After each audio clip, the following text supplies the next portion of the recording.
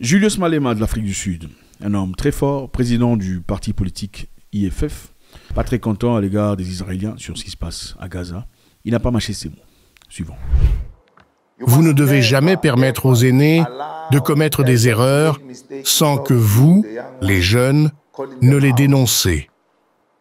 Ainsi, lorsque les élections que nous avons organisées ici au Kenya et que les résultats ont été annoncés, il y avait une menace de violence. Et nous savons ce qui s'est passé lors des élections précédentes au Kenya, où des personnes sont mortes à cause des élections.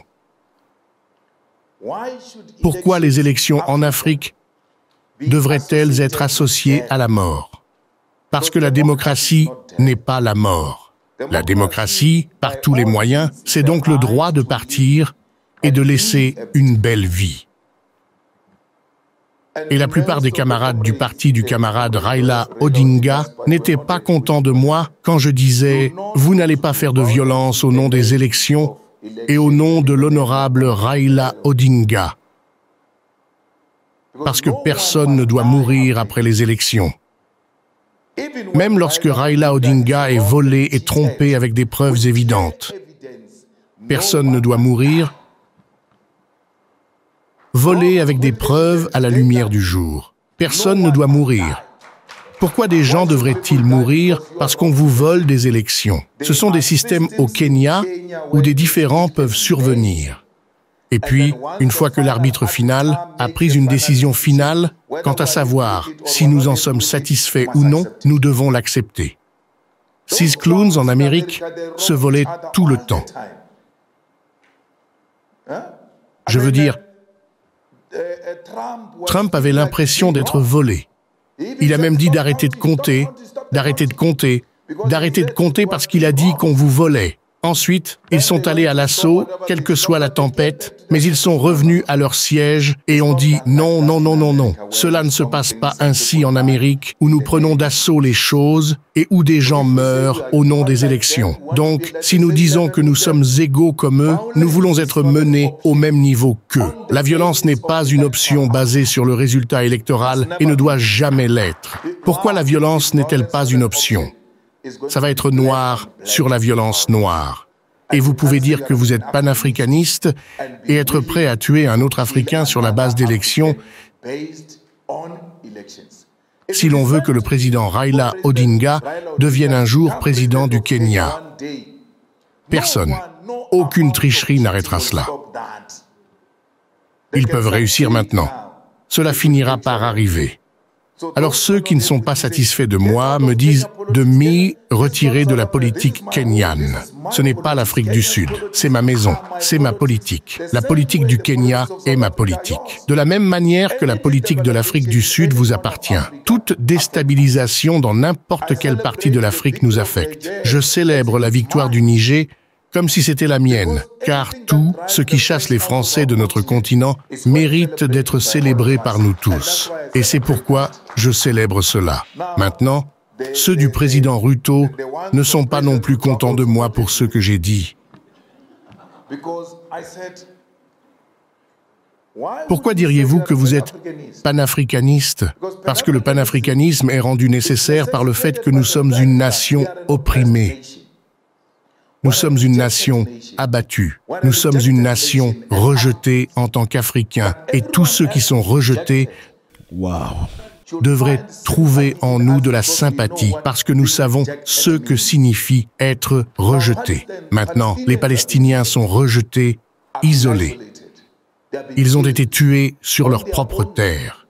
De la même manière, les héros de la rébellion Mau ont été tués par les occupants. De la même manière que les héros de la rébellion Bambata ont été tués par les occupants. De la même manière, des personnes ont été tuées en Afrique du Sud pendant l'apartheid. Le président vient et dit « Je suis avec Israël ». Comment tu dis ça? Israël qui bombarde les enfants dans les hôpitaux, les femmes enceintes dans les hôpitaux. Comment diriez-vous que vous êtes du côté d'Israël qui bombarde le camp de réfugiés? Qu'est-il arrivé au droit international? Un président peut dire beaucoup de choses et ne rien dire à la fin. Le président Ruto a une tribune pour parler et ne rien dire sur la Palestine, sur Israël. C'est ce qu'on appelle un langage diplomatique. Alors vous vous levez et puis vous parlez comme ça des femmes enceintes qui sont en train de mourir et puis vous dites qu'il faut se taire parce que si nous parlons, nous attaquons le président.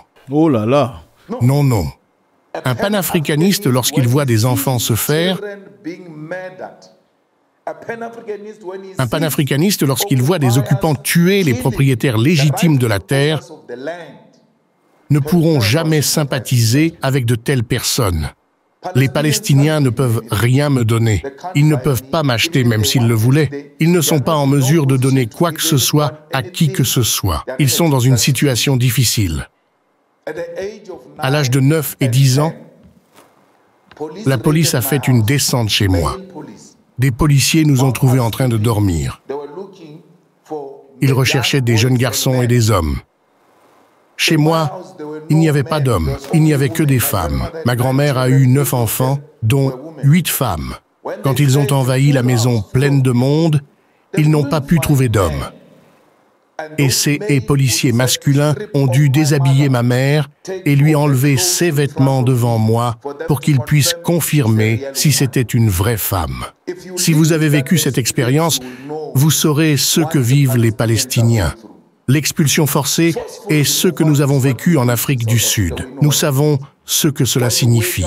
Quand vous vous réveillerez demain, hier, vous aviez toute la maison et tout le terrain, tout. Demain, tu n'as rien. C'est ce que nous voyons maintenant en Palestine. Autant de personnes, 9000 personnes tuées, en quelques semaines, aucun mandat d'arrêt international n'a été émis. La guerre entre l'Ukraine et la Russie n'en a pris que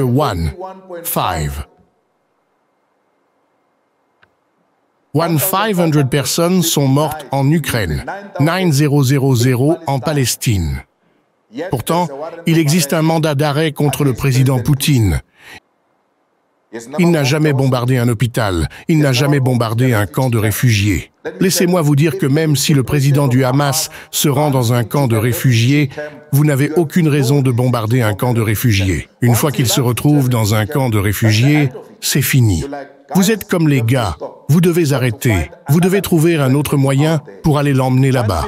Une fois qu'il arrive à l'hôpital, il faut s'arrêter parce qu'il y a une femme enceinte qui entre dans un hôpital, elle va accoucher. Elle ne sait pas qu'il y a un président du Hamas là-bas.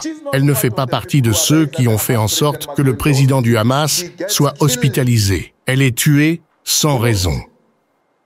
Et puis, le président Ruto dit « Je suis avec Israël ». Et puis vous, les jeunes de son parti, ne vous levez pas pour dire « mais non, ce n'est pas fini, ce n'est pas fait ». Nous l'avons fait à l'ANC et nous avons été expulsés pour cela. Et nous n'avons aucun regret pour cela. Les aînés ont le potentiel de détruire l'avenir des jeunes. Les amis, c'est toujours avec beaucoup de plaisir. Monsieur Julius Malema, très fort dans ses paroles, ou dit très ouvertement, sans passer par gauche ou droite, par l'océan ou la mer. Voilà ce qu'il veut, voilà ce qu'il pense.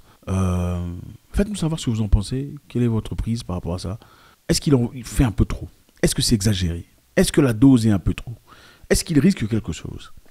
Est-ce qu'il risque de voir quelque chose changer quelque part? Ou bien c'est la meilleure façon de procéder? Pour faire entendre quelqu'un, à un certain moment, il faut vraiment toucher sa poche. C'est toujours avec beaucoup de plaisir. Votre contribution est très nécessaire. God bless.